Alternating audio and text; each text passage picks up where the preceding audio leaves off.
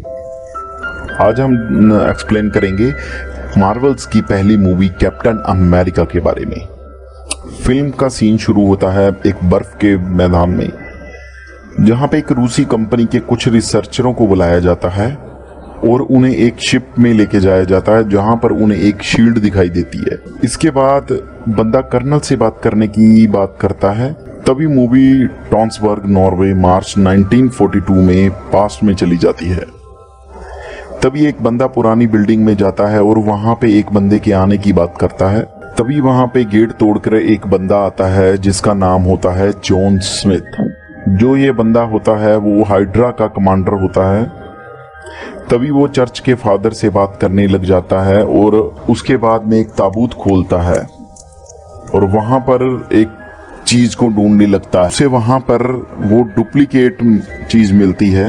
उसे अध्यात्म का बहुत ज्ञान था, इसीलिए उसे पता होता है कि वो नकली चीज है। तो वो फादर से इसके बारे में पूछता है, लेकिन वो कुछ नहीं बताते। सामने बनी दीवार पर वो ध्यान से देखता है तो उसे एक सांप दिखाई देता है और वो उस सांप की आंख को जब दबाता है तो उसमें से एक बॉक्स बाहर निकलता है।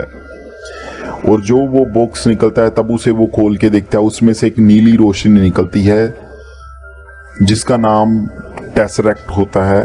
वो उसे मिल जाता है और जाते समय वो फादर को गोली मारकर चला जाता है। तभी सीन शिफ्ट होता है दूसरी तरफ, जहां पे स्टीव रोजर्स अपनी कोशिश कर रहा होता है आर्मी में सोल्जर बनने के लिए, पर वो उसमें दोबारा से फेल हो जाता है। तभी बाहर स्टीव रोजर्स चला जाता है और उसकी किसी से लड़ाई होने लग जाती है और वहां पर बकी बार्न्स आके उसे बचाता है। फिर दोनों बातचीत करते हैं और दोनों घूमने निकल जाते हैं और वो वहां पर फ्यूचर पार्क्स में चले जाते हैं, जहां पर होवर्ड स्टार्क अपनी फ्लाइंग कार का डेमोन्स्ट्रेशन दे रहे होते हैं। वहां पर भी भर्ती चल रही होती है, तो स्टीव रोजर वहां पर जाने की बात करता है और बकी उसके साथ में बात कर रहा होता है। तभी वहां पर डॉक्टर इब्राहिम उसे देख लेते हैं। इसके बाद में स्टीव वहां पर चला जाता है और अपना टेस्ट देता है, लेकिन वो टेस्ट में दोबारा फेल हो चुका होता है। और ये सब होने के बाद में फिर वहां पर वही डॉक्टर इब्राहिम आते हैं और स्टीव को सच्चाई पूछने लगते हैं कि वो आर्मी क्यों ज्वाइन करना चाहता है। और उसके आंसर से वो खुश होकर उसे मेडिकल में क्लियर कर देते हैं, उसे पास कर देते हैं और स्टीव सिलेक्ट हो जाता है एक सोल्जर की तरह। दूसरी तरफ डॉक्टर स्मिथ जो कि टेसरेक्ट लेके चले जाते हैं और उस पे एक्सपेरिमेंट करके वो एक थोड़ी सी ऊर्जा को एक कंटेनर में कलेक्ट कर लेते हैं। स्टीव की ट्रेनिंग चल रही होती है। वहां पर एक सोल्जर को ही सुपर सोल्जर के लिए सिलेक्ट करना होता है। स्टीव को बहुत ही मुश्किलों का सामना करना पड़ता है, पर दिक्कत होते हुए फिर भी वो सभी टेस्ट को पास करने की हिम्मत रखता है। तभी टेस्ट चल रहा होता है जिसमें उनको बहुत ही ज्यादा रनिंग करवाई जाती है। रनिंग करवाने के बाद में वहां उनको एक फ्लैग के पास लेके आया जाता है और सभी को कहा जाता है कि वो फ्लैग को नीचे लेके आने के लिए।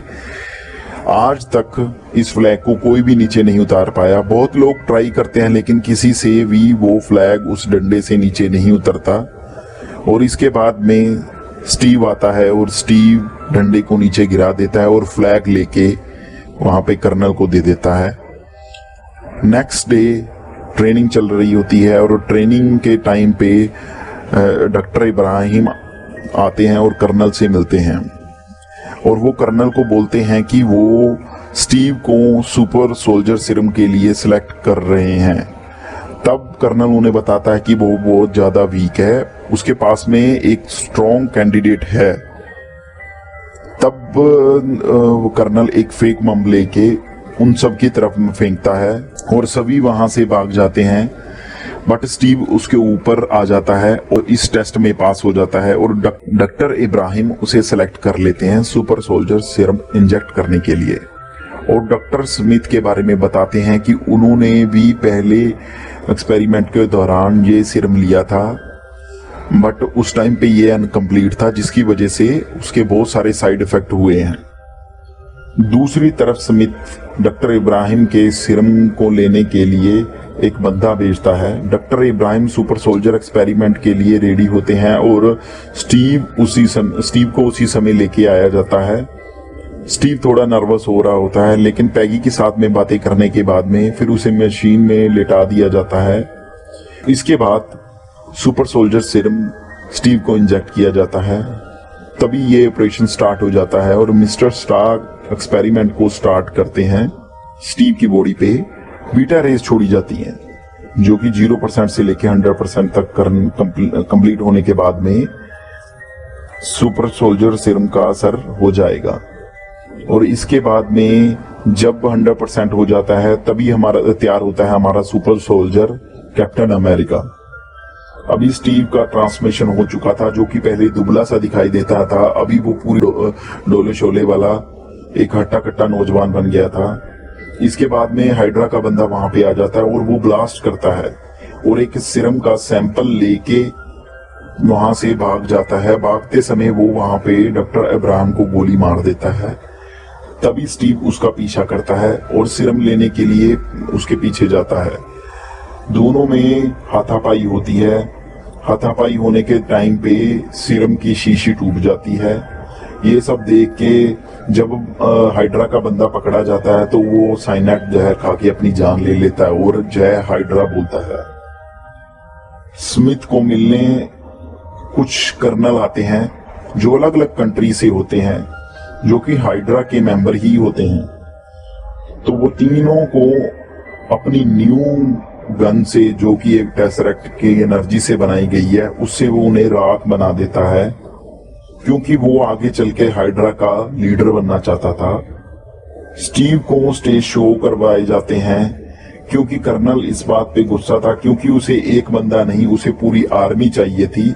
अभी उसे वेपन के लिए फंडिंग चाहिए, तो वो स्टीव को शो में गवर्नमेंट के बॉन्ड परचेज करने के लिए बोलता है कि वो सभी लोगों को ये बात बोले कि वो गवर्नमेंट के बॉन्ड परचेज करें और उन्हें ज्यादा से ज्यादा वेपन परचेज कर सकें। बट स्टीव इस बात से, इस चल रही जिंदगी से खुश नहीं था। तभी वहां पे पैगी कार्टर आती है और उसे बताती है, स्टीव को बताती है ऑस्ट्रिया में कुछ सोल्जर पकड़े गए हैं जिसे हाइड्रा ने बंदी बना रखा है। उसे पता चला है कि उनमें बकी बांस भी उनमें से एक है। तो वो जाके कर्नल से बात करता है और कर्नल वहां पे सोल्जर भेजने के लिए मना कर देता है। वो इसीलिए मना करता है क्योंकि वो बताता है कि वहां पे दुश्मन ने घेराबंदी कर रखी है। बट स्टीव पैगी कार्टर की मदद से प्लेन से वहां पे चला जाता है और हाइड्रा की लैब में अंदर एंट्री कर लेता है और वहां पे देखता है कि सभी जो वेपन है वो टेसरेक्ट की एनर्जी से चल रहे होते हैं। वहां पे वो जाता है और बकी बांस और बाकी साथियों को बचा लेता है।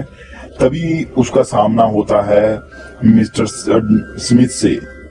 स्मिथ के साथ सामना होने पे तब स्मिथ उसे अपना फेस रिवील करता है और दिखाता, अपना मास्क उतार के दिखाता है कि उसका फेस एक स्कल में चेंज हो चुका है, जो कि रेड कलर का रह जाता है। तो वो उसने बताया कि वो पहले डॉक्टर इब्राहिम के साथ में काम करता था और उसने वो सुपर सोल्जर सीरम लिया था। उस टाइम पे इनकम्प्लीट होने की वजह से उसे ये साइड इफेक्ट हो चुके हैं।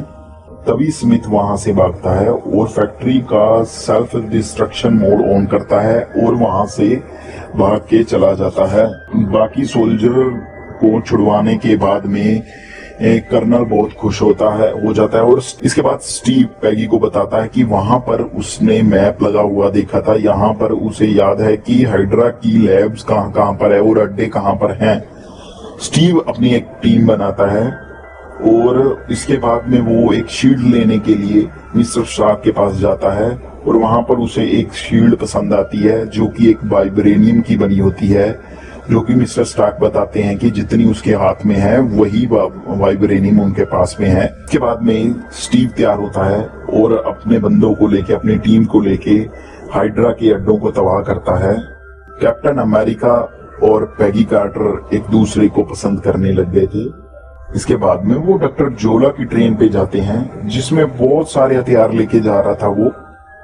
वहां पे लड़ाई करते वक्त बकी ट्रेन से खाई में गिर जाता है कैप्टन अमेरिका डॉक्टर को पकड़ता है और उसको कर्नल के पास ले जाता है और कर्नल पूछता है कि बताओ, तो तब वो सारी बात बताता है कि रेड स्कल जो कि स्मिथ है के निशाने पे सारी जगह है, सारी दुनिया है, वो सारी दुनिया को तबाह करना चाहता है। स्मिथ अपनी आर्मी के साथ में तैयारी स्टार्ट कर देता है।